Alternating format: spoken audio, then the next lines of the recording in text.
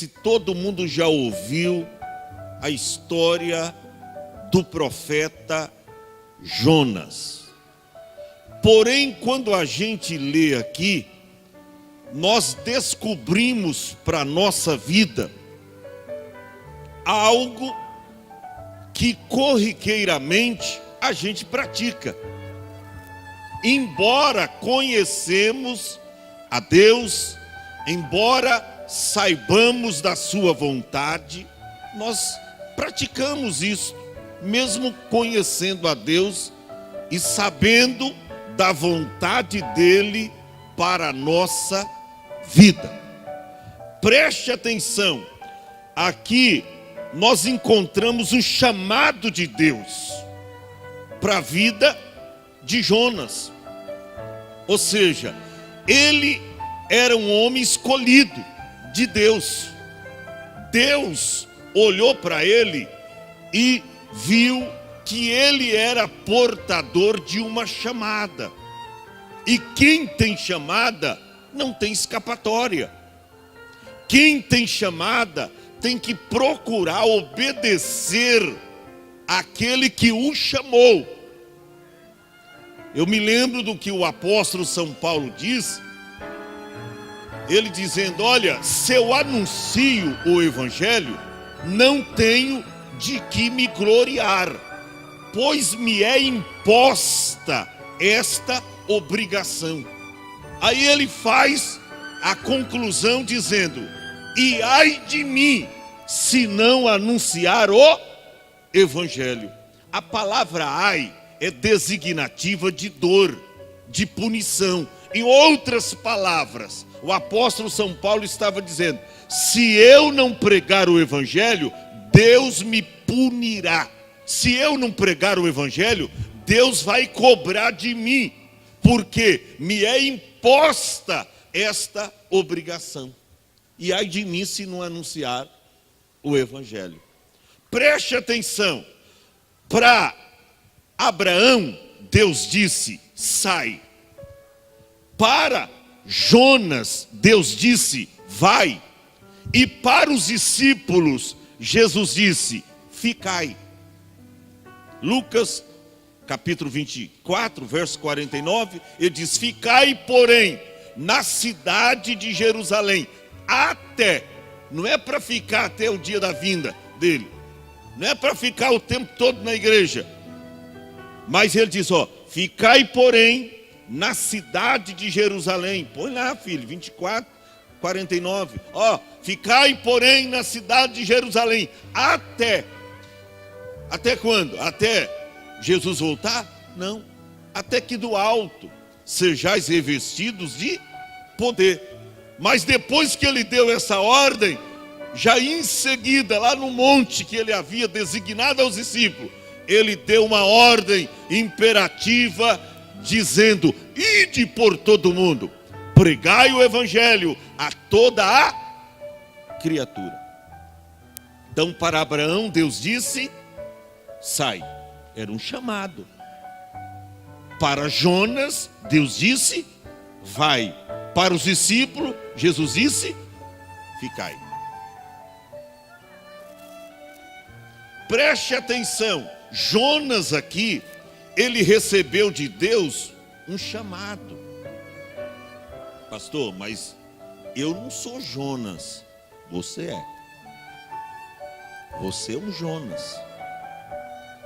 No que tange uma chamada divina, você é um Jonas.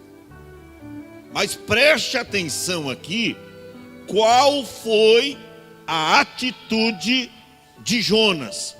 Verso 1 diz: e veio a palavra de quem a ele? A palavra era de quem? A palavra era de quem? Do Senhor. Ou seja, foi Deus que o chamou. E veio a ele a palavra do Senhor. Irmão, não tem escapatória. Quando Deus aponta o dedo para você, olha para cá e diz: é você mesmo. Tem preço a pagar? Tem. Tem renúncia? Tem. Tem dor no joelho para ficar muito tempo em oração? Tem. Tem calúnia? Tem. tem perseguição, tem desafeto, tem gente que vai ficar com a cara feia, tem, mas foi Deus que te escolheu, foi Deus que te chamou. Diz que veio a ele a palavra do Senhor. Você tem que obedecer quando vem a você a palavra do Senhor. Não adianta você fazer cara feia, não adianta você fugir, não adianta você suprimir uma chamada divina, não adianta, porque aonde você estiver, Deus vai atrás de você. Aonde você estiver, a mão de Deus ali estará.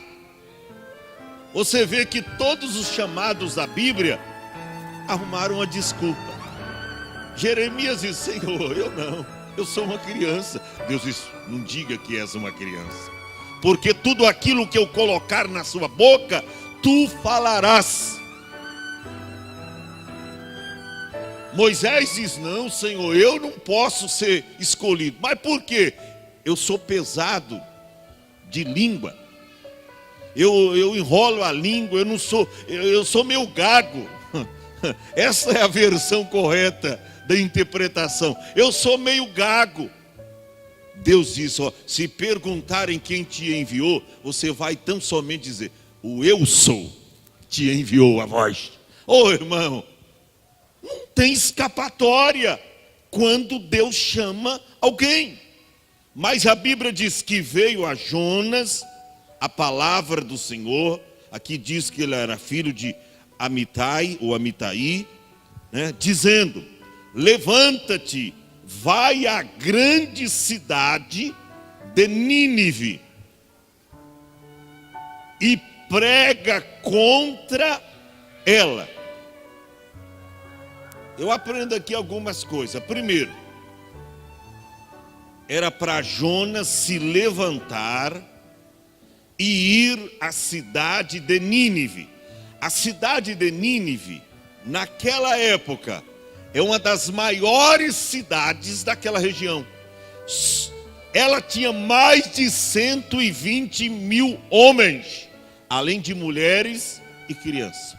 Era uma grande metrópole, era uma grande cidade. E nós encontramos aqui que Deus disse: levanta-te e vai à grande cidade de Nínive e prega contra ela. Aí começa a análise de Jonas.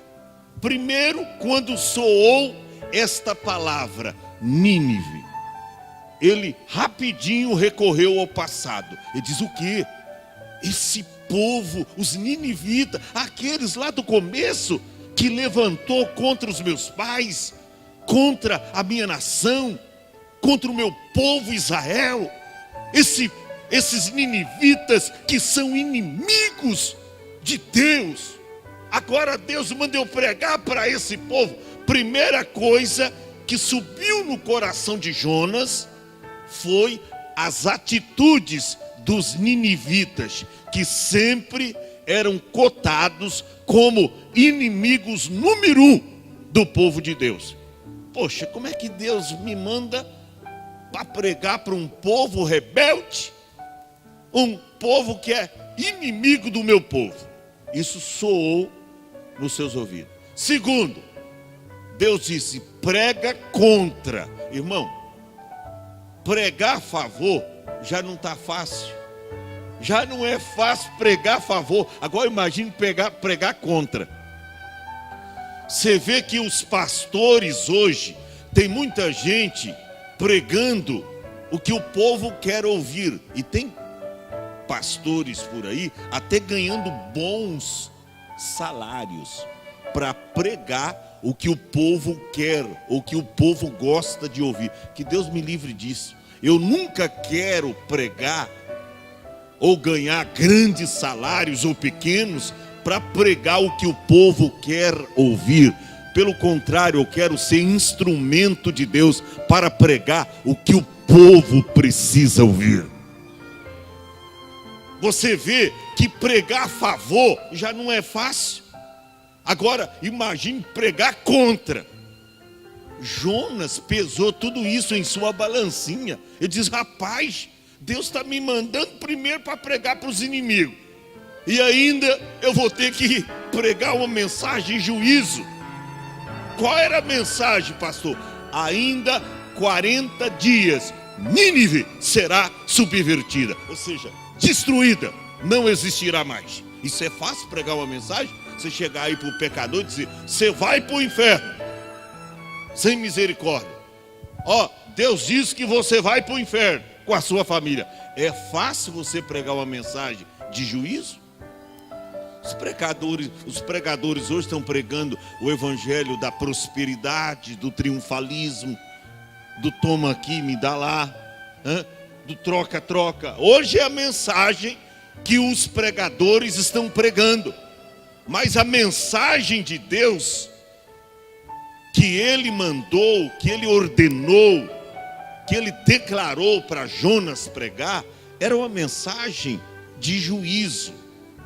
Clama contra ela, a versão atualizada, a revisada, a corrigida diz: prega contra ela a pregação que eu tenho dito. Mas por quê? Porque a sua malícia subiu até a mim. Jonas raciocinou tudo isso. Ele disse: o quê, rapaz? O negócio está preto. O negócio está preto. Olha, o povo é tão rebelde que Deus não está suportando esse povo. E agora Deus me manda eu pregar para esse povo. A malícia dos ninivitas subiu até a Deus. Jonas ouviu esta palavra, raciocinou, pensou, e vamos ver qual foi a atitude dele.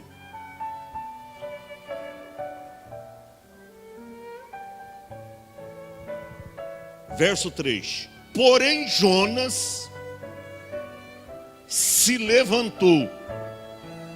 Olha, maravilha quando a pessoa se levanta, mas para obedecer a Deus ou para desobedecer?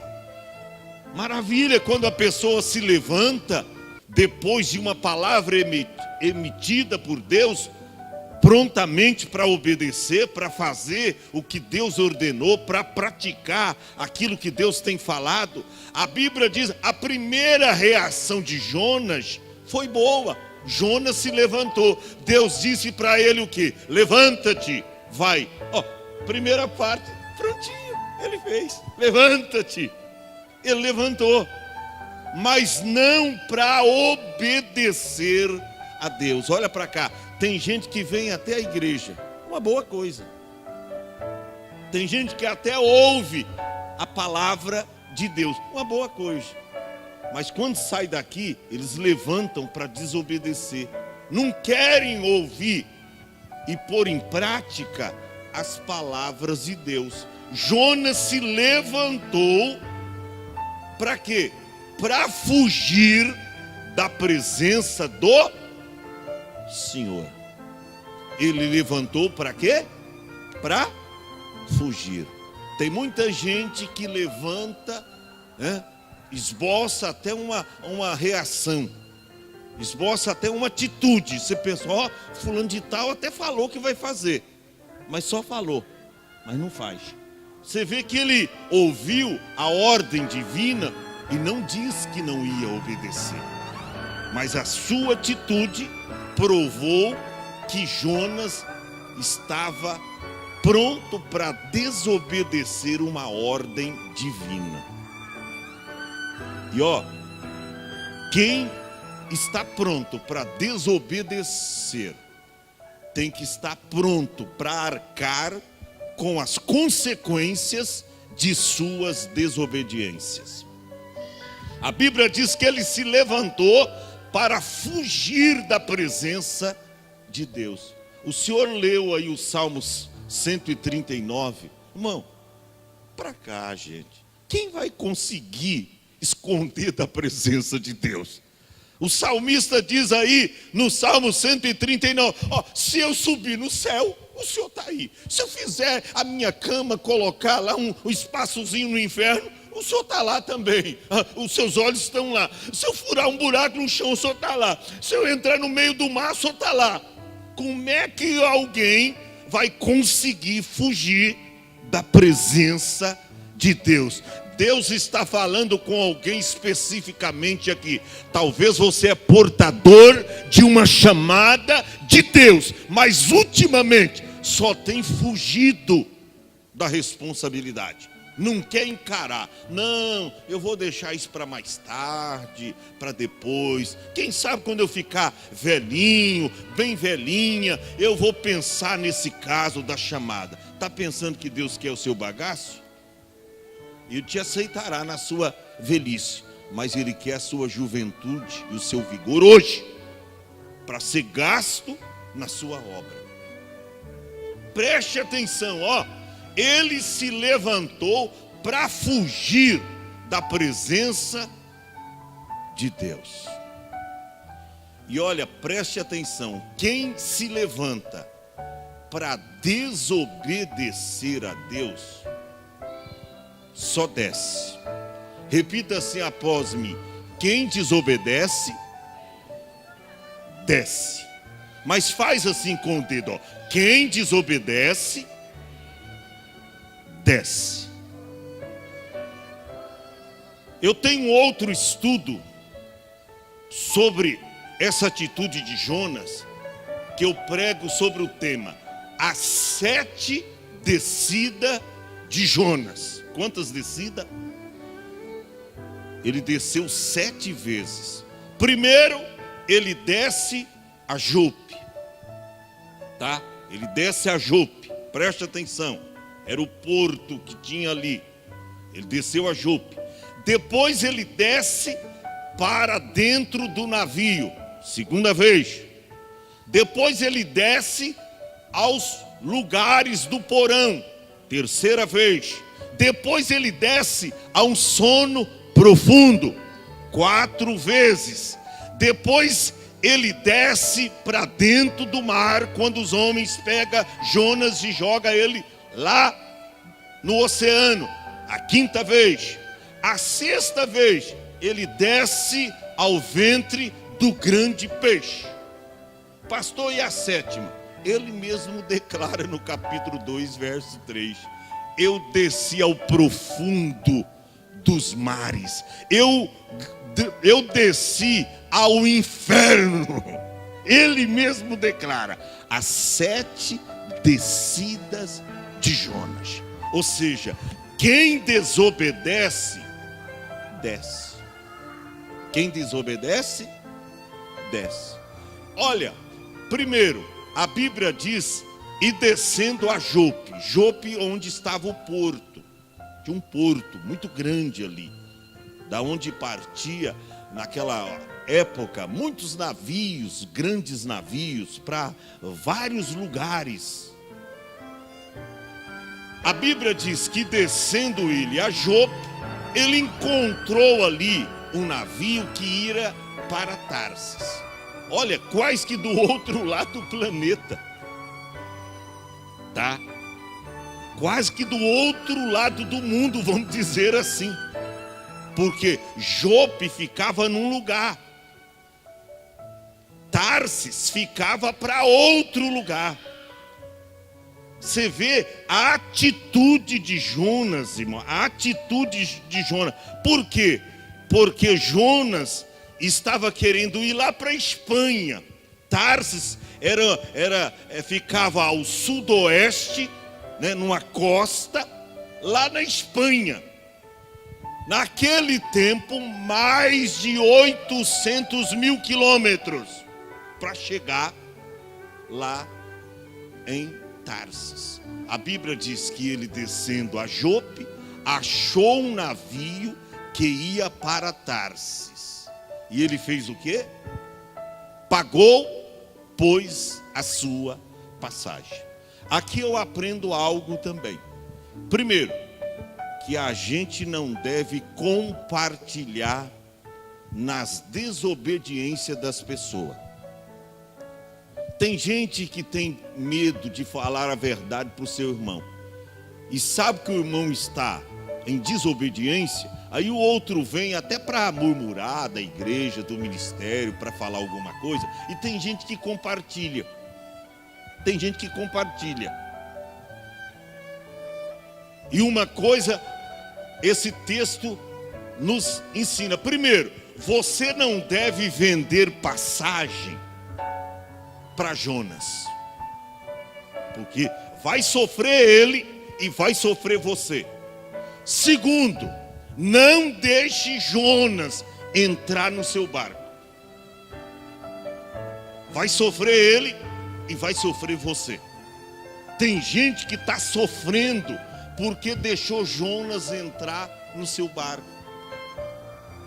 Tem família sofrendo porque deixou pessoas entrar na família. Ah, mas eu gosto da sua filha, eu tenho boas pretensões com ela, e você vacilou, não consultou a Deus, não orou, e agora está com um big problema na sua família. Tem casais aí a ponto de se separar. Não consultou a Deus, o Jonas entrou no barco. Agora não sabe se pula fora ao alto mar, não sabe o que fazer, está num desespero total. Sabe o que é isso? Deixou Jonas entrar no barco.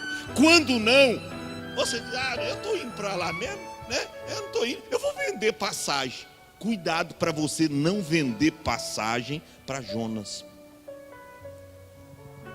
Você pode sofrer grandes consequências vendendo passagem para Jonas, ou deixando Jonas entrar no seu barco. Deus tinha alguma punição para aqueles homens lá, daquele navio? Nenhuma. Mas porque Jonas entrou lá, pronto, trouxe consequência para eles. Você vê que o desobediente, ele tanto traz consequência para si mesmo, quando ele afeta também a vida dos outros. Ele faz sofrer tanto a família dele, como também a família dos outros. Ele causa problema tanto para a família dele, como também para a família dos outros.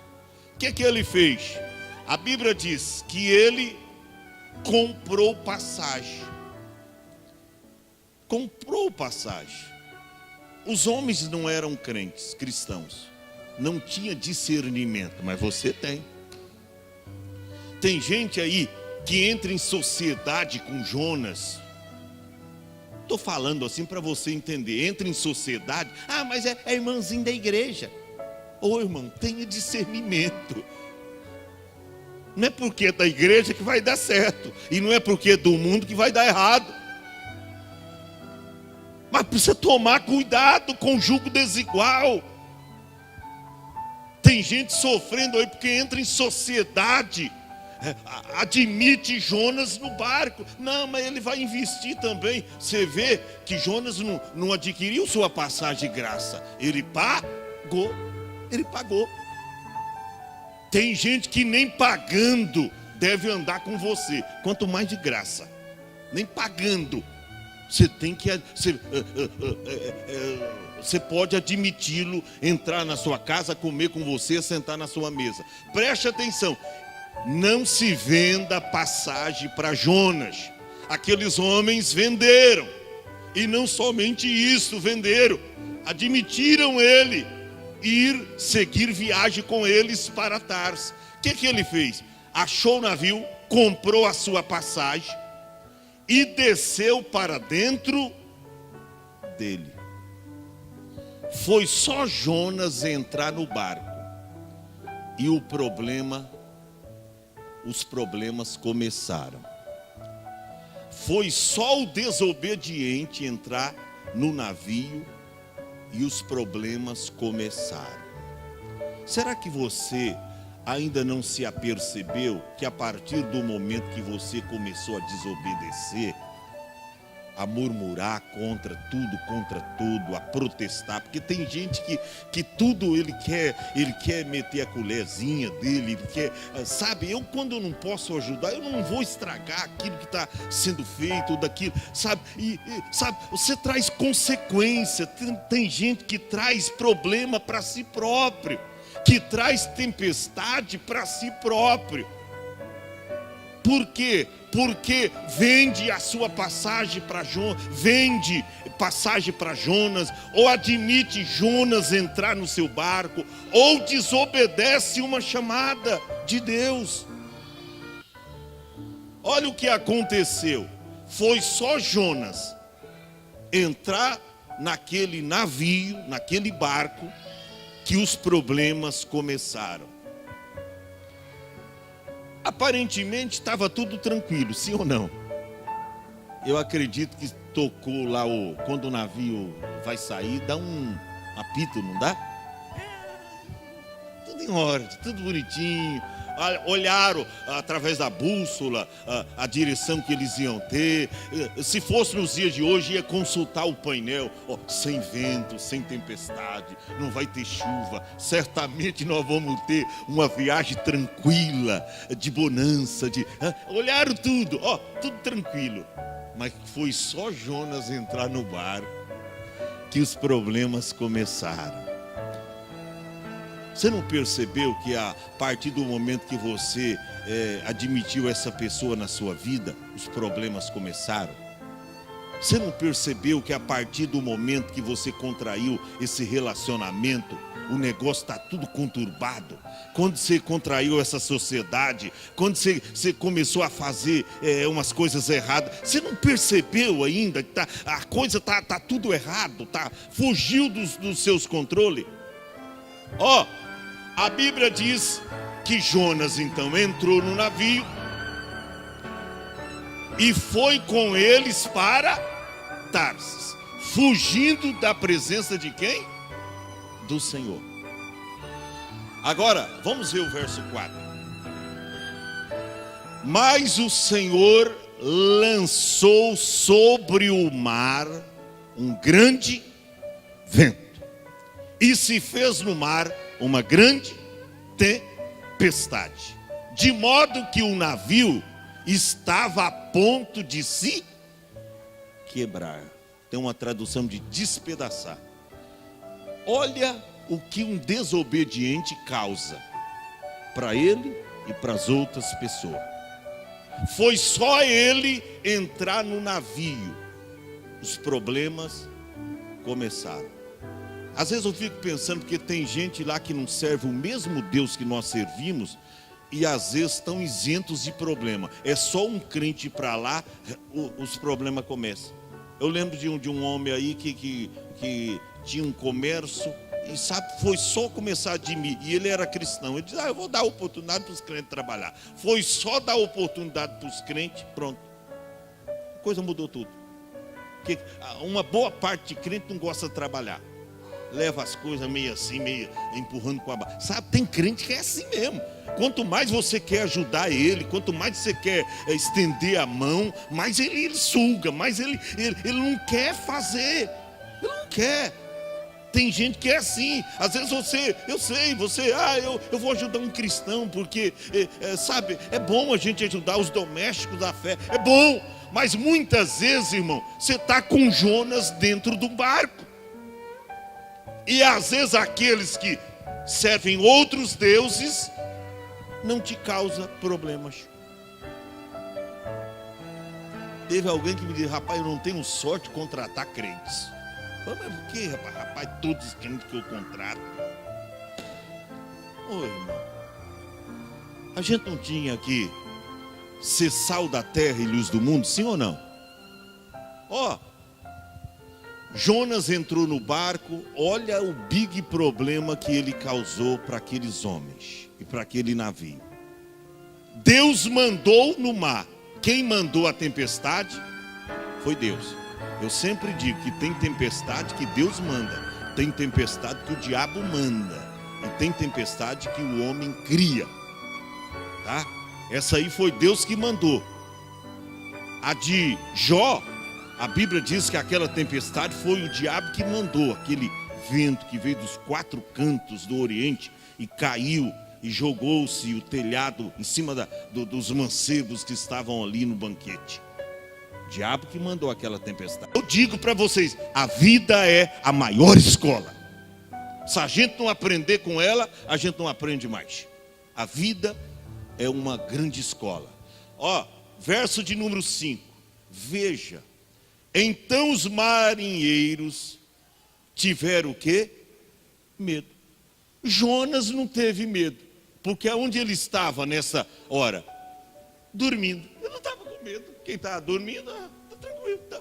Mas os marinheiros tiveram medo, clamavam cada um ao seu Deus, aliviaram o peso, né? Aliviaram, lançando as cargas que estavam no navio no mar, para que o aliviasse. Jonas, porém, descer ao lugar do porão, e diz a Bíblia aí, e deitando-se ou deitado, dormia um profundo sono. Ou seja, não estava nem aí com tudo que estava acontecendo lá em cima, não estava nem aí com as consequências dos seus atos, da sua escolha, da sua atitude errada, de fugir da presença do Senhor. Os homens estavam perdendo dinheiro, perdendo tempo, perdendo as suas cargas, perdendo os seus ouros, a sua prata, porque eles jogavam tudo fora do navio, ao mar, para que se aliviasse o peso, porque o navio estava quebrando-se, estava quebrando pedaços do navio. E ele, o fugitivo, um irresponsável, dormia um profundo sono. Não sei se ele tomou até calmante, aquele bem pesado mesmo. Eu nem quero para Deus usar alguém aqui verso seguinte. E o mestre do navio, pois, chegou-se a ele e disse: que estás fazendo, seu dormente? O que eu aprendo aqui? Era Jonas que tinha que pregar para aqueles homens. Era o profeta que tinha que pregar para aqueles homens. Mas aconteceu o inverso. Os homens estavam instruindo e exortando o profeta. Os marinheiros que não eram crentes, que eram homens ímpios, que adoravam outros deuses, eles que tinham que ouvir da boca do profeta as palavras do Senhor. Mas agora ele estava ouvindo destes homens a palavra. Não é você que tem que dar bom testemunho lá fora, ganhar almas, pregar a palavra? Ó, o que você está fazendo aqui, dormente? Levanta-te, clama ao teu Deus. Talvez assim ele se lembre de nós, para que não pereçamos. Você vê, Jonas que tinha que pregar por aqueles homens, estava acontecendo o inverso. Os homens, às vezes o povo lá fora está pregando para nós: ah, rapaz, você não é crente não? Não, sabe? Mas eu vejo você saindo lá da igreja, às vezes eu passo. Não, eu vou lá com a minha mãe, com o meu pai, eu vou lá, mas eu não sou crente não. Ao invés de você pregar para os homens, eles estão pregando para você. Ele diz: ó, cadê o seu Deus? O que você está fazendo aí? Olha o verso de número 7. E dizia cada um ao seu companheiro: vinde e lancemos sorte, para sabermos por causa de quem nos sobreveio. Você vê que aqueles homens, embora não conhecendo a Deus, eles tinham objetivos na vida. Eles diziam: poxa, nós avaliamos o estado do navio, avaliamos o tempo, estava tudo normal, subitamente as coisas mudaram. Tem coisa errada, vamos lançar sorte. Tem alguma coisa errada nesse navio, não é possível. A gente olhou a bússola, estamos na direção correta. O painel aqui, ó, não tinha, o mar estava calmo, tudo estava calmo. Olha para cá, Deus fala com alguém aqui. Você não percebeu que a partir do momento que você começou a fazer umas coisas que não estão na sua alçada, as coisas começaram a dar tudo errado? O vento começou a soprar o contrário na sua vida, você está sofrendo perdas, você está pagando alguns preços aí, pode pagar muito mais alto. Por quê? Porque você começa a se meter em coisa que não é para você fazer. Você começa a fugir de uma chamada de Deus, você começa a enganar as pessoas. Ele enganou, porque aqueles homens não sabiam que tinha um homem ali dentro do seu navio que estava fugindo da presença de Deus. Porque se eles soubessem, eles mesmos falaram: por que você não falou que estava fugindo? Que a gente não te vendia passagem, nem se pagasse uma grana alta. Eles falaram isso para Jonas, e Jonas enganou eles. Vamos lançar sorte. E lançando sorte, a sorte caiu, não sei se é sorte ou se é azar. A sorte caiu em quem? Em Jonas, irmão. Em Jonas, não podia cair em outro. Quem era o desobediente ali? Os homens? Não, os homens não conheciam a Deus. Quem era o desobediente era Jonas. Lançaram sorte e a sorte caiu em Jonas. Olha o verso de número 8, eu tenho que finalizar. Então lhe disseram: declara-nos tu agora, por causa de quem nos sobreveio este mal? Que ocupação é a tua? Ou seja, você está ocupando esse espaço aqui para quê? O que você está fazendo aqui? De onde tu vens? De que terra é a sua? Qual o povo que você pertence? Olha a resposta, verso 9. Respondeu-lhe ele: eu sou hebreu e temo ao Senhor, o Deus do céu, que fez o mar e fez a terra seca. Quando Jonas disse isso, aqueles homens emudeceram. Sabe por quê? Olha o verso 10, é contundente. Então esses homens se encheram de grande temor. Uma coisa que Jonas não tinha, os homens tinham: temor. Porque Jonas não tinha temor, porque quando ele ouviu a voz de Deus, que era para ir para Tarsis, se ele tivesse temor, ele sairia para obedecer a Deus, mas não tinha temor. Os homens tinham mais temor do que ele, encheram de grande temor e disseram: que é isto que nos fizeste? O que, rapaz? Você nos enganou comprando passagem no nosso navio e fugindo da presença do seu Deus. Olha aí, o que nos fizesse? Pois sabiam os homens que ele fugia da presença do Senhor, porque ele mesmo fez questão de declarar isso, que estava fugindo da presença de Deus. Ou seja, fugindo da presença de Deus e trazendo consequência a pessoas que não tinham nada a ver com aquela situação. É isso que você faz quando você foge de uma chamada de Deus para a sua vida. Tem gente aí empurrando as coisas de Deus com a barriga, arrumando desculpas esfarrapadas: pastor, eu não posso ir na igreja hoje porque eu estou trabalhando até tarde, eu tô fazendo isso, tá inventando, suprimindo uma chamada de Deus. E às vezes a esposa sofre, os filhos sofrem, a empresa sofre, todo mundo começa a sofrer. Por quê? Porque todos estão em um barco só, em um navio só. Eles dizem: rapaz, por que você não fizesse isso? Você está fugindo da presença do seu Deus. E agora? Verso de número 11, eu estou terminando. Ainda lhe perguntaram: que faremos nós agora? Cheio de temor, para que o mar nos acalme. Pois, o mar se tornava cada vez mais tempestuoso, engrossava-se mais as ondas.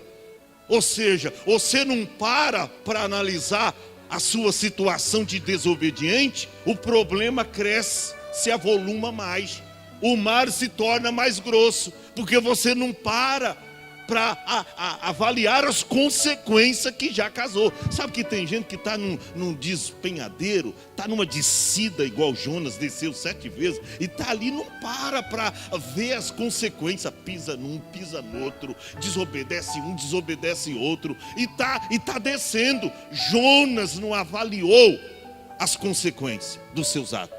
E agora aqueles homens estavam sendo usados por Deus. Usados por Deus. Rapaz, o que você foi fazer com a gente? A gente não tem nada a ver com a sua chamada com o seu Deus, não. E agora? Que faremos nós para que o mar se acalme? Verso de número 12. Respondeu-lhe ele. Ainda bem, é a única parte que eu posso elogiar Jonas. É esta. Está aqui no verso 12. A única parte que eu posso elogiar Jonas. Que ele admitiu, embora numa instância terrível, ele admitiu a sua culpabilidade, e ele diz: não, é por minha causa. Respondeu-lhe ele: lança-me, ou lançai-me no mar, né? Lança-me ao mar, e o mar vos aquietará. Ou seja, eu sou culpado de tudo isso. Será que você pode admitir que a partir do momento que você tomou essa atitude, né, a coisa está ficando de mal a pior e você não percebe, todo mundo está sofrendo por sua causa? Levantai-me e lançai-me ao mar, e o mar se aquietará, porque eu sei. Eu gosto dessa postura de Jonas, é admitir a culpabilidade dos seus atos, porque eu sei que é por minha causa que vos sobreveio esta grande tempestade. Irmão, aqueles homens fizeram algo, eles foram até orar depois lá em cima ao seu Deus: Senhor, tem misericórdia. Olha o verso seguinte. A gente não quer ficar responsável pela vida desse homem, mas se a única alternativa que temos é jogar ele fora do navio, para a gente ficar livre, irmão, joga o Jonas fora. Pastor, mas eu amo essa pessoa. Mas antes você sofrer agora do que sofrer a eternidade, o resto da vida. Tem coisa, irmão, que a gente tem que aprender a abrir mão. Às vezes tem hora que você tem que abrir mão até do filho. Aquele filho, o pai do pródigo, abriu mão dele. Quer ir embora? Vai. Mas uma hora vai voltar. E vai voltar mudado, porque o filho voltou mudado. Tem hora que você tem que abrir mão e não ir atrás. O filho voltou, porque ele sentiu saudade da casa do pai. E por isso clamavam ao Senhor. Agora parece que os homens já não estão clamando mais aos seus deuses. Clamaram ao Senhor e disseram: nós te rogamos, ó Senhor, que não perecemos por causa da vida deste homem, e que não ponha sobre nós o sangue inocente, porque tu, Senhor, fizeste como te aprouve. Verso 15. Então levantaram Jonas. Você vê, a primeira vez Deus disse para ele se levantar, e ele por si mesmo se levantou. Quem não se levanta, qualquer hora vai ser levantado. Nem que seja para ser jogado no mar. Levantaram Jonas e lançaram ao mar. O que aconteceu? Foi só tirar Grazi, Jonas do navio ou do barco, o mar se aquietou, ou cessou o mar da sua fúria. Não adianta. Mas eu não vendi passagem para Jonas. Mas de qualquer forma ele entrou na sua vidinha, ele entrou na sua embarcação, ele entrou no seu barco, ele está fazendo parte. Às vezes a gente precisa tomar cuidado até com amizades que a gente contrai. Às vezes você contrai algum tipo de amizade que vai acabar com a sua vida. É aquela pessoa que aparentemente no seu círculo vicioso, ele não é uma pessoa assim muito mata, mas ele vai te ganhando aos poucos, sabe? Ele vai sabe, é igual o bicho de pé, aquela coceirinha agradável a princípio, tal, nada de um tétano, de deixar uma batata inflamada. Não, o negócio vai devagarzinho. O diabo é lentamente para filtrar todas as suas forças. Não, hoje isso aí não tem problema não. Esse negócio de ir na igreja todo dia. Hoje vamos lá comigo, vamos lá para um shopping. Hoje vamos fazer isso. O diabo vai ganhando. Tem tipo de amizade que as pessoas contraem e que o problema maior vai ser depois. Olha aí, esses homens com temor, fica em pé. Fica em pé. Eles tiveram que pegar junto. Irmão, eu fico pensando, sei lá, 2, 3, não sei se Jonas era um corpulento, uns 3 ou 4.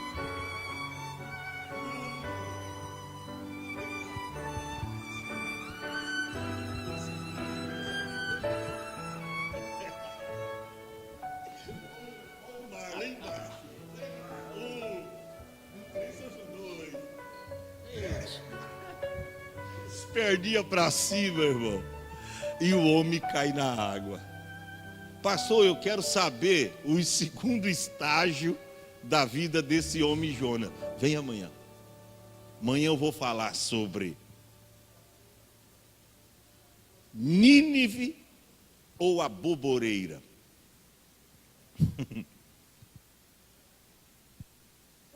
Porque no capítulo 2 você vai ver que ele vai depressa. Mas aí, prefere a boboreira do que a salvação dos ninivitas. Quer vir aprender? Vem amanhã. Nínive ou a boboreira, tá? Porque, as consequências não pararam na vida dele. E acontece algumas coisas desagradáveis ainda com ele, porque Deus estava agora, já sabia que ele era portador de uma chamada, estava suprimindo a chamada, mas depois que ele se levanta para obedecer a Deus, ele faz tudo de qualquer jeito para Deus. Ele prega aos homens, sabe, com espírito de arrogância. Ele não prega com espírito de misericórdia. Ele prega, sai fora depressa da cidade, esperando chover fogo e enxofre. Ele se enfada quando isso não acontece. Você vai ver amanhã aqui que tem muita gente refugiado na sombra da boboreira, mas Deus vai mandar um inseto lá, um bichinho, e daqui a pouco você vai, é o sol, Senhor, o sol, é o sol da justiça, meu filho, é o sol da justiça, mas que muitas vezes queima. Deus muitas vezes prova, Deus muitas vezes tira da moita, Deus muitas vezes tira da sombra. Deus faz isso, tira da sombra, para a pessoa sentir. Deus não tirou o seu povo da sombra e colocou aonde? No deserto. Mas tinha lá o sol, né? Tinha lá a nuvem durante o dia para encobrir o sol. Tinha a noite lá a coluna de... Tinha. Mas eles passaram muitas dificuldades lá naquele deserto. Sabe por que tem muita gente? Eu vou terminar assim. Sabe por que tem muita gente sofrendo hoje? Consequência dos seus atos. Ou venderam passagem para Jonas, ou até mesmo nem cobraram as passagens. Porque tem gente, vem, é mais um mesmo, vem. Eu sofri consequência aqui no início do ministério. Chegava um Jonas aí, eu quero ser pastor, vem. Ou chegava outro, eu quero ser pastor. Tinha tanto pastor aqui uma época que tinha 15 aqui. 15 pastor, tava pastor aqui, eu olhava nisso aqui, uns cabras da cara feia, rapaz, eu pregando aqui, tinha uns vídeos, o cara nem levantava o braço, tudo da cara feia, só queriam pregar, não queria evangelizar, não queria fazer um culto assim nas casas, não queria, tava cheio de Jonas, e eu paguei um preço por isso, entendeu? Às vezes a gente admite no ministério algum Jonas, e às vezes até paga, ou até recebe. Oh, o cara é um bom dizimista, tal. As consequências vêm. A gente vai aprendendo, irmão. Aprenda. Tem coisa que você está sofrendo, Deus me manda te dizer aqui. É porque você vendeu passagem para Jonas. Você deixou Jonas entrar no seu barco. E agora, meu filho, só tem uma saída. Diga assim, pastor, qual? Tirar Jonas do barco. Pastor, mas como é que eu vou fazer isso? Não sei. Peça para Deus sabedoria. Eles pediram até perdão para Deus primeiro. Diz, Senhor, se a única alternativa que temos é esta, que o Senhor não manche nossas mãos pelo sangue desse inocente. Pegaram e bum, Jonas no mar. Foi só jogar Jonas no mar. Houve no mar o quê? Bonança. Venham todos para cá, para frente. Eu quero orar pela tua vida, em nome de Jesus. Vem. Grandes coisas são por vir, grandes coisas vão acontecer nesse lugar.